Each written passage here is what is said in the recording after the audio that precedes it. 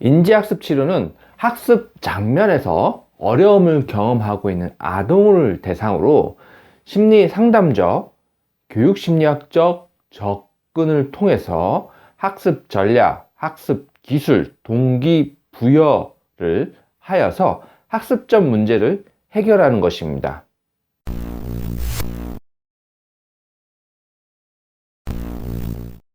안녕하세요, 쌍둥이 파파입니다. 오늘은 인지학습 치료에 대해서 설명해 드리도록 하겠습니다.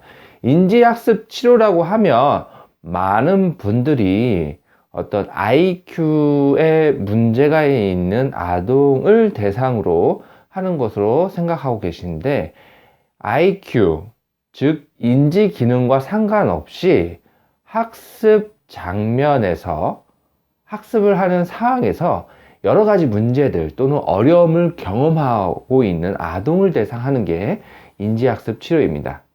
인지학습 치료가 필요한 아동을 세 가지로 분류할 수가 있는데요. 학습장애, 학습부진, 지적결손 아동입니다. 이제 지적결손 아동이 이제 IQ가 평균 범주 아래에 있는 IQ가 낮은 아동들을 이야기합니다. 학습장애는 인지 능력은 평균 범주이지만, 그러니까 IQ는 정상, 평균이지만 학습에 심각한 문제를 보이는 경우를 말합니다. 여기서 말하는 문제는 어떤 학업 능력이 아니라 특정 영역의 문제들을 보이는 것을 이야기하고요. 학습 장애가 인지 능력의 문제가 아니라는 점이 특징입니다. 원인으로는 신경학적 원인, 유전적 원인, 환경적 원인들을 이야기를 하고 있고요. 학업적으로 읽기 문제, 쓰기 문제, 수학 문제들을 발생하는 경우가 있습니다. 학습 장애를 가지고 있는 아동들의 대표적인 아동이 난독증을 가지고 있는 아동들입니다. 난독증을 가지게 되면 글을 읽더라도 그 의미를 일반 난독증이 없는 아동들보다 이해하는 시간들이 되게 많이 소요되기 때문에 그로 인해 발생되는 학업상의 문제가 발생하게 되는 것입니다. 이때 어떤 학업적 능력을 향상시키기 위해서 개입하는 것이 인지학습 치료입니다. 인지학습 치료가 필요한 아동의 두 번째는 지적 결손을 가지고 있는 아동이 해당이 됩니다. 인지 능력이, 즉 IQ가 이제 정상 범주를 벗어나서, 즉 이제 IQ 점수가 70점 이하인 경우 질적 결손에 해당이 되고요. 진단명으로는 지적장애, 예전에는 정신지체라는 용어를 사용했던 아동들입니다.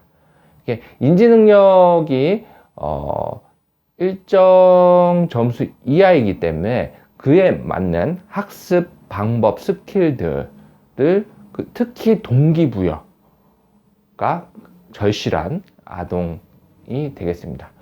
세 번째는 학습 부진 아동입니다. 학습 부진 아동들은 인지 기능이 평균 범주 이하이지만 지적 결손까지는 해당되지 않는 그 경계에 있는 경우 학습 부진에 해당이 됩니다.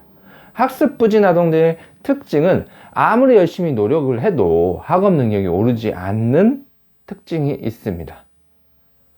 초등학교 저학년 때는 학업적 특징은 보이지 않지만 학년이 올라갈수록 학업 성적이 떨어지는 특징을 보이게 됩니다. 인지학습 치료는 인지 능력과 학교의 커리큘럼, 수행 정도, 심리적 요소 등을 종합적으로 그 해당 아동에 맞는 방식으로 접근하게 됩니다. 가장 먼저 접근하는 것은 학업에 대한 동기 강화입니다. 대상 아동의 특성에 따라서 인지훈련, 학습 전략 훈련, 학습 기술을 습득시켜 학업 능력을 향상시키는 것이 인지학습 치료입니다.